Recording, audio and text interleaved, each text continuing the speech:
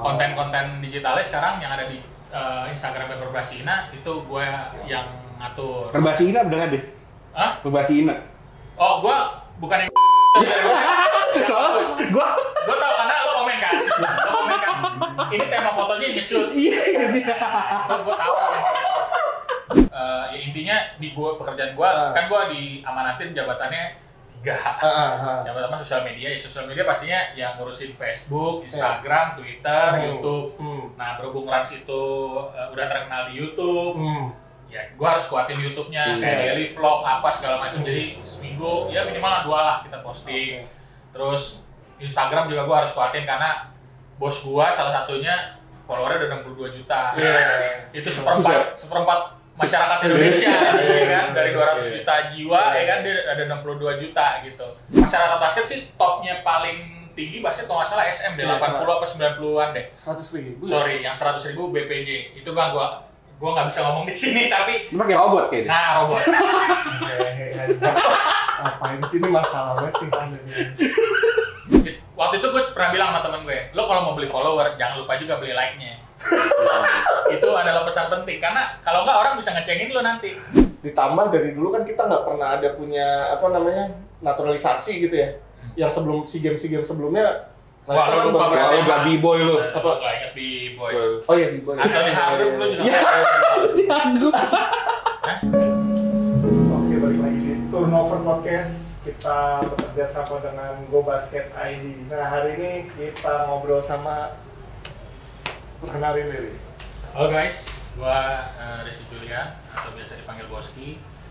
Gua bantuin di Rans sama gua juga salah satu foundernya Glorious. Pernah muncul podcast kita juga versi audio. Tapi nggak ada visualnya. Nggak ada, tapi itu terbaik.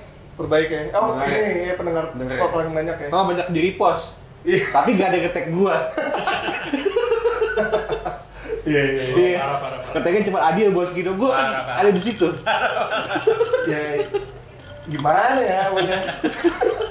Tapi kalau ngobrol sama Bos ini, gue dari dulu kalau ngobrolin apa namanya, apalagi tadi gue sebelum dari sini ngobrolin tentang perbasketan Indonesia seru banget. Bos, lo sekarang kegiatan apa aja bos? Selain jadi, ya orang udah tau lah lo founder Glorious, tapi di samping itu apa kegiatan lo sekarang? Ya bantuin Rans di sosial media. Sosial media ya.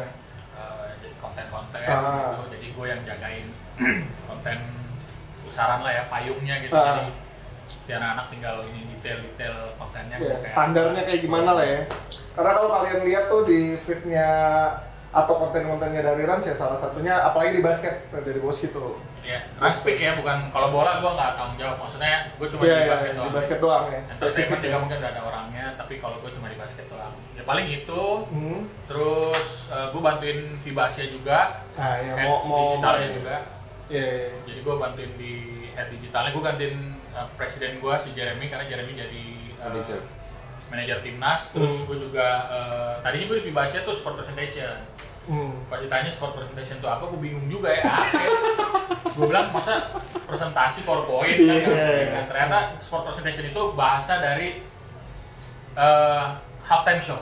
Jadi lo mau ngapain nih halftime show, lo mau ngapain? Sebenarnya banyak ya, tapi gue di bagian misalnya lo halftime mau ngapain, di jeda quarter lo di jeda tiap quarter lo mau ngapain, di hiburannya nanti apa, misalnya apakah ada jumbotron atau ada ada bocoran nggak bos kayak gimana kira-kira ntar FIBA Asia? Iya, semeriah apa gitu? Iya, tipis-tipis aja. Awal gue gabung yang sport presentation deh, sebenarnya nggak boleh ada penonton tadinya. Terus akhirnya perjalanan ke sini 30%, 40%, 50%. Akhirnya kayak sekarang bisa ada penonton tapi juga tetap dibatasin, nggak semuanya penuh gitu. Itu kapan sih bos? Juli. Udah sebentar lagi nih. Oke. Mungkin pas ini tayang udah ada. Apa Juli? Nggak, biasa kan editornya males. Males emang. Editornya males. Lambat. Soalnya itu yang paling sering gue main di Rans. Masa 2 konten per minggu aja lama. Nah itu emang masalah semua konten itu sih sebenarnya. Gantung editornya emang. Tadi gimana tuh bocorannya? Anjing emang editornya. Lama banget kayak kukang kan. Monyet lamban. Nah, tapi kan sekarang editornya juga udah tahu kalau misalnya dia dipecat di sini bisa kemana dia udah tahu. Ke gue juga bisa. Oh gitu ya. Iya. Karena tim bola kayaknya lagi butuh editor. Gue yang bisa. Apa tadi lu nanya apa? Ini mana bocorannya untuk FIBA Asia? bocorannya tadi ya, yang hiburan-hiburan ya bakal seru. oh hiburannya ya pastinya nanti akan ada opening ceremony pasti ada, terus nanti ada Pole dance. nggak ada sih pole dance. Pole dance anjing. Buat tiangnya tiang bendera, tiang yang merah putih masih di bawah. Itu paling ya kalau hiburannya masalahnya gue udah tiba-tiba dipindahin ke digital, jadi konten-konten digitalnya sekarang yang ada di Instagramnya Perbasina itu gue yang ngatur. Perbasina beneran deh. Hah? Perbasina. Oh, gue bukan yang Soalnya gue tau karena lo komen kan. Ini tema fotonya nge-shoot. Iya. Gue tahu. Karena orang yang megang sosial media, apalagi basket khususnya gitu ya, tuh butuh orang yang udah paham dulu sebenarnya. Iya. Minimal muda lah. Nah, muda sih kayaknya megang sih. Gak gue tahu juga orangnya cuma. Nah jangan dah, lu bahaya lu. Ini bahaya banget nih. Emang kalau dari kemarin ngerempet-rempet. Nah kalau orang biasa main Facebook baik dikasih pegang IG kan beda. Iya. Iklimnya. Oh iya. Tapi sebenarnya kan itu kan masukan dari kita. Iya, sebenarnya. Mudah-mudahan ya dikelolanya karena kan kita pengennya yang Iya. yang kayak satu lagi gitu, yang kayak official timnas basket sebenarnya gitu. Itu proper banget sih kalau timnas basket. Ya mudah-mudahan lah dia denger lah. Jadi balik ke Vibasi lagi. Iya benar. Mudah-mudahan didengar orang nikah aja. Gila yang bagian itu. Maksudnya kan kalau apa namanya persiapan lu kan megang 2 nih berarti kan. Nah, pekerjaan utama lu apa sih bos sebenarnya ya di Rans terutama? Intinya. Banyak orang yang nggak tahu soalnya di belakang layar basket tuh banyak orang yang nggak tahu sebenarnya. Maksudnya pengen tahu kerjaan gua? Nggak, yang ini nggak banyak yang pengen tahu sebenarnya. Yes. Dan gue juga agak menolak untuk ada di depan kayak gue ini nih, sosial media gue nggak begitu. Nah, iya. Tapi intinya dari pekerjaan lu tuh apa tuh? Kan di belakang layar banyak nih. Nah, lu salah satunya gitu. Ya intinya di pekerjaan gue, kan gue diamanatin jabatannya 3. Yang pertama sosial media. Sosial media pastinya yang ngurusin Facebook, Instagram, Twitter, YouTube. Nah, berhubung Rans itu udah terkenal di YouTube. Ya, gue harus kuatin YouTube-nya kayak daily vlog apa segala macam. Jadi seminggu ya minimal 2 lah kita posting. Terus Instagram juga gue harus kuatin karena bos gue salah satunya followernya udah 62 juta. Itu seperempat masyarakat Indonesia ya kan, dari 200 juta jiwa ya kan, dia ada 62 juta gitu. Ya PR lu itu ya, gimana cara engagementnya bisa lebih bagus lagi. Terus gue juga manajer di merchandising, jadi kayak jersey Rans gitu, bajunya, terus segala macam lah merchandise-nya. Itu part gua untuk kayak misalnya, gua mau modelnya gini, gua mau bahannya begini, gua mau ininya kayak begini, gimmicknya ini, kayak gitu-gitu gua juga gitu. Kalau ditanya marketing apa bukan ya, gua jadi apa aja sebenarnya gitu. Yang penting mendingan kita susah pas kita kerja daripada kita susah nyari kerja kan sebenarnya kan. Tuh bisa hire tuh Go Basket tuh. Iya betul. Tapi susah nggak bos? Tiba-tiba hire aja. Nggak apa kalau cocok ya kan? Iya. Kan nggak apa-apa. Yang penting nggak di tim sebelah. Oh gua maksudnya di hire bisa. Maksudnya kalau gua jadi PR gua kalau gua hire. Jadi PR gua. Ya itu dia makanya. Susah nggak bos Ki? Ngebangun iklim basket nih ngegiring fansnya Raffi Ahmad nih ya kan? Orang-orang itu kan nggak bukan anak basket gitu kan, kalau mereka kan digiring ke Ranspik ini agak susah nggak? Iya, pertama sih pastinya kan kita kan ngeliat dulu kan, kayak followers basket kan rata-rata kan B+ ke A kan pasti kan, ya follow yang begitu, beda sama bola, kalau Rans Cilegon kan, Rans Nusantara sekarang disahkan di PSSI ya? Nah, Rans Nusantara itu sekarang udah 500k followernya, gitu. Tapi buat gue, maksud gue gini, itu jadi beban juga buat gue karena gila, gue cuma 60 sekian ribu, itu 500 ribu gitu. Kacapnya susah nih. Iya, gitu. Masyarakat basket sih topnya paling tinggi basket kalau nggak salah SM deh, 80 apa 90-an deh. 100 ribu? Sorry, yang 100 ribu BPJ. Itu kan gue nggak bisa ngomong di sini, tapi... Lu pakai robot kayaknya? Nah, robot. Apain sih ini masalah banget nih. Gue nggak bisa, tapi terikat lagi ya. Gue ngomong tim orang aja. Tapi kalau gue pribadi kayak 100 ribu sih nggak mungkin sih. Dengan like segitu, dengan engagement segitu, buat gue nggak masuk akal gitu.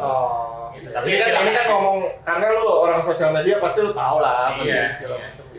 Waktu itu gue pernah bilang sama temen gue, lo kalau mau beli follower jangan lupa juga beli like-nya. Itu adalah pesan penting, karena kalau nggak orang bisa ngecengin lo nanti.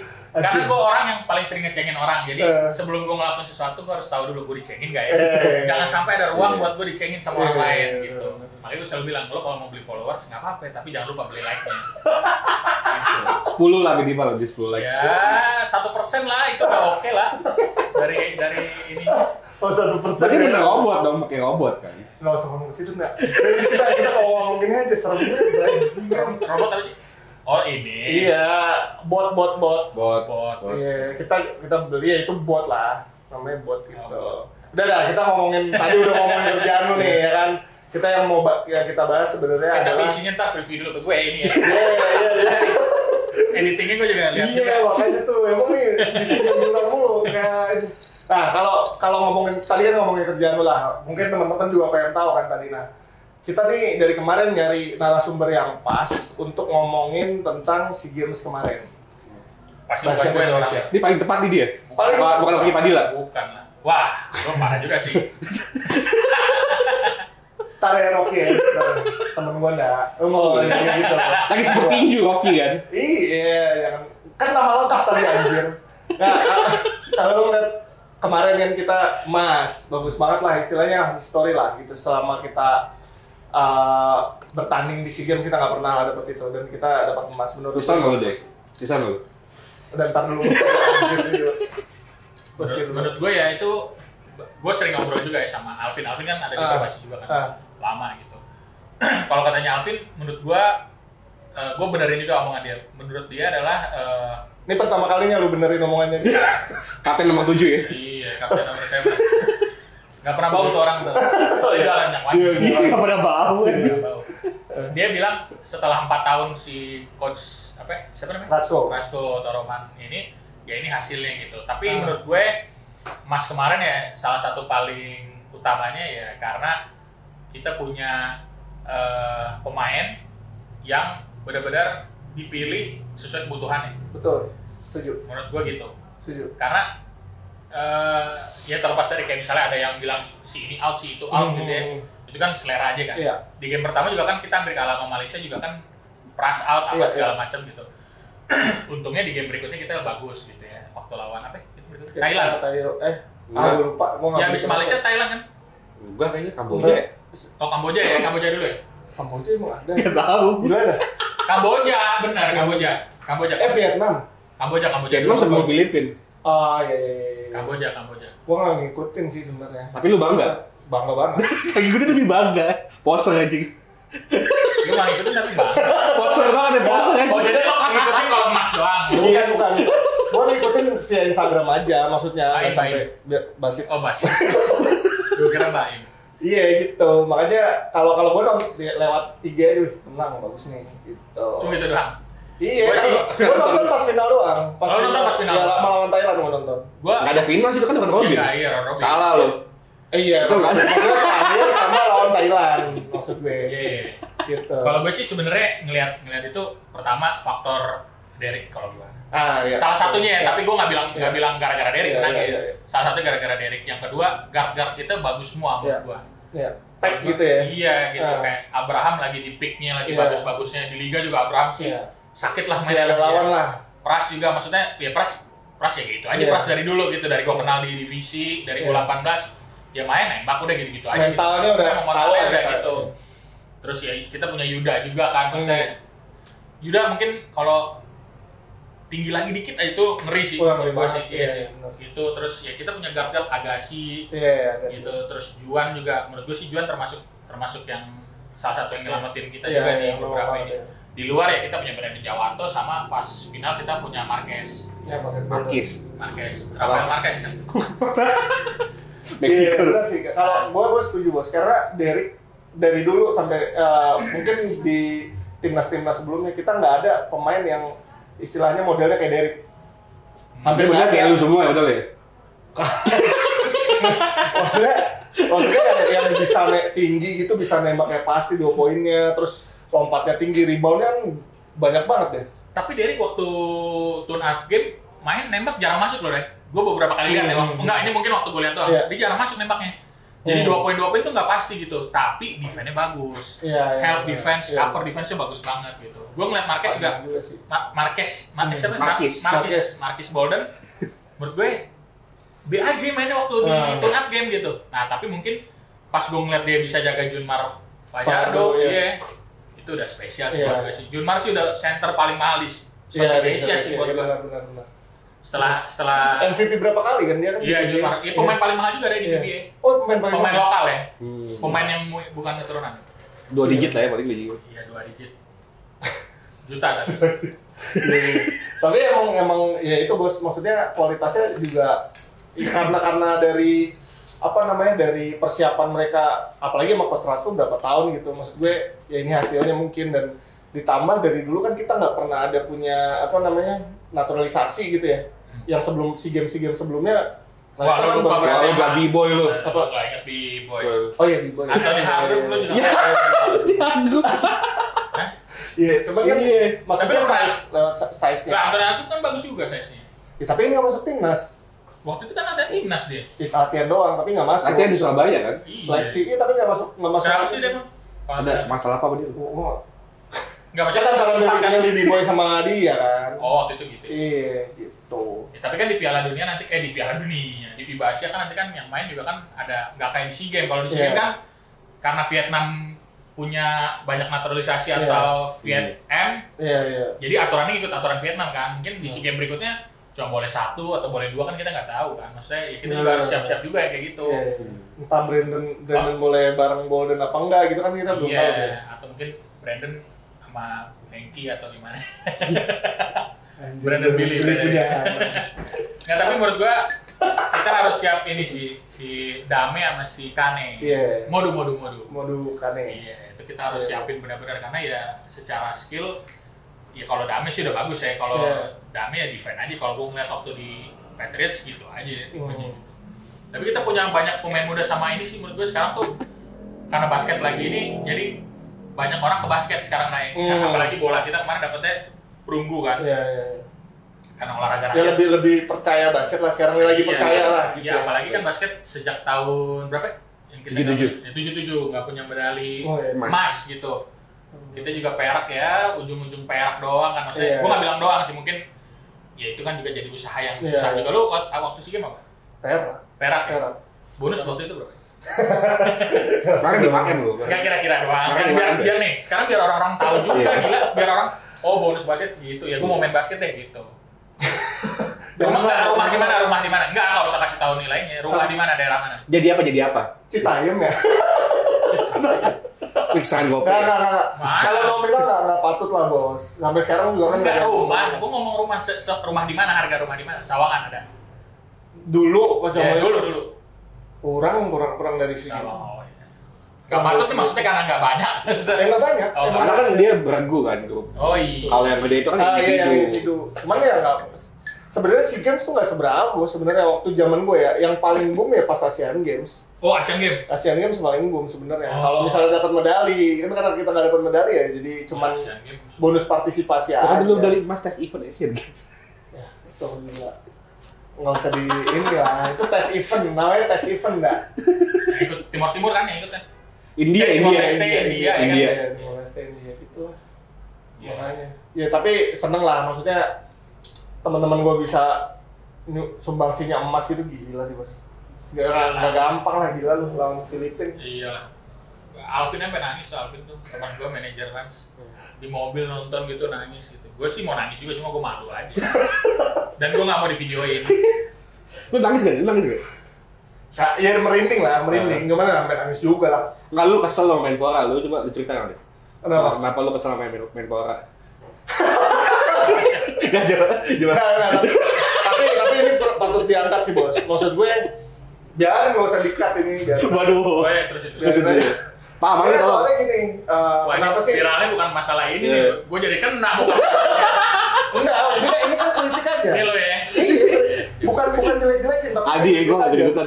Kritiknya sebenarnya kalau menurut gue nih sebagai yang pernah berkecimpung di situ ya, tiba-tiba kita dapat medali segala macam, kita merasa dihargai banget, tapi setelah itu kita ya biasa aja, lu kayak bukan siapa-siapa gitu ya. Menurut gue bullshit lah gitu. Jangan saat lu dapat medali emas segala macam lu ikut foto terus headline-nya akibat Menpora datang kasih motivasi. Iya, memberi motivasi basket Indonesia dapat emas ya itu mah menurut gua narasi lama lah gitu. Jangan tapi masalahnya statement itu bisa benar bisa enggak dah. Iya, kebetulan. Iya, tapi gini, yang bikin beritanya juga pintar. Yang kenyataannya bener. Habis kasih motivasi emas. Cuma kan perkaranya orang tuh bisa mikir gara-gara Menpora bukan. Itu kan pertanyaannya kan. Cuman ya. Tapi kan nggak bener nggak salah sebenarnya. Ya. Cuma kan kalau gue jadi dia malu lah. Gitu. Kalau gue jadi dia malu sih kalau misalnya take down ganti yang lain beritanya apa. Makanya kan kesel. Kadang-kadang gue kesel aja ada satu sisi kesel karena gue pernah ada di situ dan ya yang nggak segitunya juga gitu di supportnya gitu kan. Kalau lo mau timnas lo mau terima kasih sama siapa? Ya semuanya lah pemain-pemain. Di luar pemain federasi berarti. Sama ya, siapa? Sama Pak Eda lah. Pak Eda siapa tuh? Gue udah tahu cuma gue nanya doang. Biar orang udah tahu. Terus Pak Erick Thohir, maksud gue tanpa orang-orang ini menurut gue ya nggak akan jalan juga gitu loh. Maksudnya kasih ya basket Indonesia nggak akan jalan tanpa dua orang ini menurut gua. Dan siapa sih orang sekarang yang benar-benar suka sama basket terus cinta sama basket? Ini kalau basket cowok ya, basket cowok ini kan. Kalau basket cewek kan ada Koito. Iya, Koito gitu kan. Yang orang-orang nggak tahu nih gitu kan. Mungkin di belakang layar itu yang paling krusial menurut gua. Karena dia yang istilahnya banyak berkorban lah, nggak cuma materi tapi waktu segala macam. Karena nggak ini juga ya, maksudnya kan basket juga butuh duit kan. Iya lah. Tapi profesionalnya lu ketum nggak lu anggap lo. Ketum tuh tanpa video call dia bisa ngasih medali emas loh. Ketum PSSI? Perbasi loh. Emang video call deh? Karena nggak pakai video call dia. Oh, iya. Kalau ketum PSSI kan video call dulu. Lu nggak anggap ketum itu berjasa untuk ya tuh Pak itu juga berjasa. Pak siapa? Beni Kosasi berjasa banget dia juga. Ya gitulah makanya. Sekjen. Gua nggak hafal nggak. Itu bisa nggak hafal kan basket tapi nggak main basket itu gimana bos gitu? Main basket tetap. Enggak, lo kan jadi tim basket tapi bukan yang sebagai pemain kan. Itu masih hustle culture-nya kan zaman sekarang.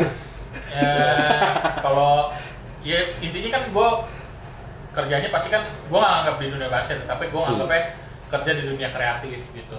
Yang dimana tuh lu nggak boleh habis idenya gitu. Jadi gue setiap hari pasti setiap gue boker harus gue nge-scroll TikTok. Padahal gue nggak suka sebenarnya. Cuma gue harus dituntut untuk suka gitu TikTok gitu. Tapi akhirnya gue jadi suka lama-lama karena ada konten-konten yang shit post gitu ya sifatnya, tapi gue baca komennya lucu-lucu aja gitu, kayak gitu-gitu. Lo harus. Cuma kan itu arah-arahnya kan bisa begitu kan nantinya kan. Tapi emang semakin banyak, maksud gue, karena gue di PJ waktu itu ya, maksud gue yang tim kreatifnya segala macem, tapi di Rans kan tim kreatifnya banyak nih bos, ya kan? Itu efeknya nanti apa sih bos? Misalnya kayak mungkin sponsor tuh banyak yang bakal masuk nggak sih tahun depan? Banyak lah, sponsor mah banyak. Udah banyak ya? Banyak yang masuk. Tapi ya menurut gue sih kan semua tergantung gimana cara kita ngejual timnya yang pertama, cara kita mempresentasikan timnya gimana. Ya yang paling utama sebenarnya prestasi timnya. Itu yang paling utama kan. Kalau lo segila-gilanya lo ngejual tim lo apa segala macam tapi prestasi nggak ada kan susah juga ngejual timnya kan. Apa yang mau lo jual? Kayak Bali United ya? Bali United tahun ini ya. Tahun lalu juga. Tahun lalu juga.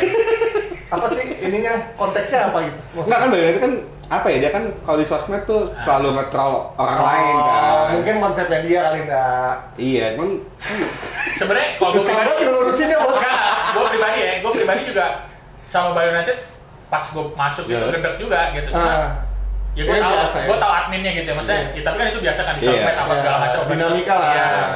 Gue nggak anggap itu take it personal. Kalau gue take it personal, waktu dia dua-duanya ketemu gue, dua-duanya kalah. Bisa gue balikin tuh di Twitter dia bilang besok ketemu Raffi Ahmad apa bla bla bla bla, ada meme-nya Pak Raffi di situ dibikin sama dia. Kalau gue udah ngerasa milikin lah ya Ransnya gitu, karena kan gue kerja digaji di situ, dapat bonus segala macam dari situ. Tapi pas gitu gue kesel juga, anjing nih orang nih, buset gayanya ini udah kayak paling jago aja gitu. Tapi ya pas dia kalah, gue tetap bilang thank you Bali United bla bla bla bla bla. Maksudnya personal gue di situ nggak bisa gue masukin di ininya Rans kan, karena begitu di Rans udah mewakili sebagai the whole Rans family, bukan gue doang pribadi gitu.